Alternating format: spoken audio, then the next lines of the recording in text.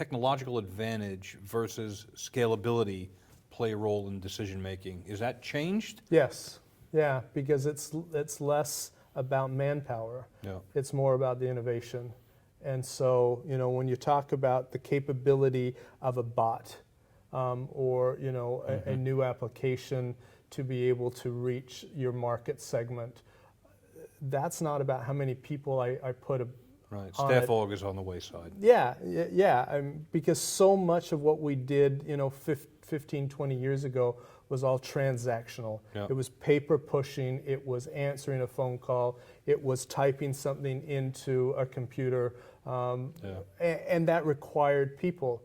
Now, so much of what we're doing is automated or, you know, utilizes an interactive, omni-channel type of solution, and most of that does not require a human. And so where you need the humans are the people who know how to put all of that together and know how this capability would work in this different industry. And that's the big thing that we see with companies like yours and others, where you're saying, we developed a solution for the automotive industry that we see can be utilized in healthcare or in financial services. And, you know, that's really, I think, the big opportunity that's happening right now. Not, hey, we've got 2,000 people here or 100,000 people there. That doesn't mean as much anymore. Yeah. But where you say, we've come up with a solution, here's what it did for this industry, here's why we believe that it applies to your industry. And at the end of the day, they don't care how many people you have. Yeah. They just want to know, okay, well, how would you implement that in my industry?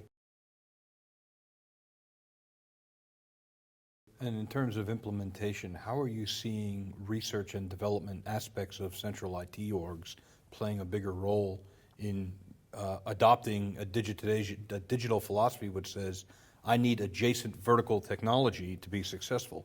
Is R&D playing a bigger role? Yeah, I mean, from an information perspective, you know, there's such an information overload right now that you need people to actually evaluate what is possible and what applies to our industry.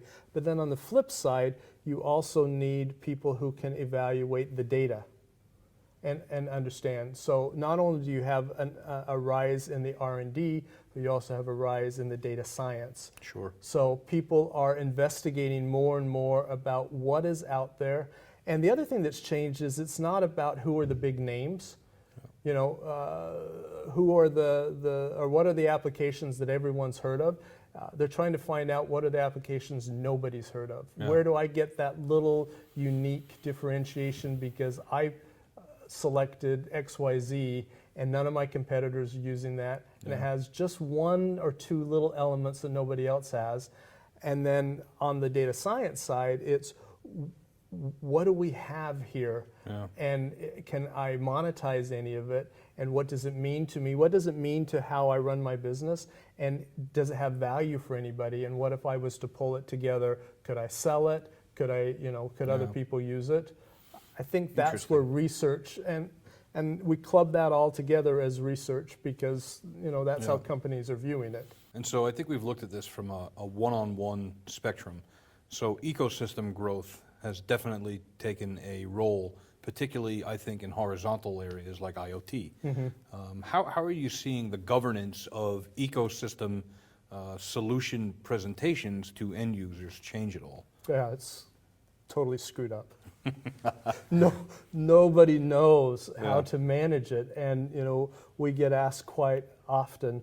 I wrote a piece on SIAM, and we talked about SIAM as getting cloudy because the idea of all of the cloud brokers and providers and everything, to say to them, oh, you're all going to work nicely, we're going to put together some really good ITIL frameworks, and we're going to assign roles to all of you. You've got Amazon and others saying, no, I'm sorry, this is how we do our work. Yeah, but no, we want you to play. No, you didn't hear me.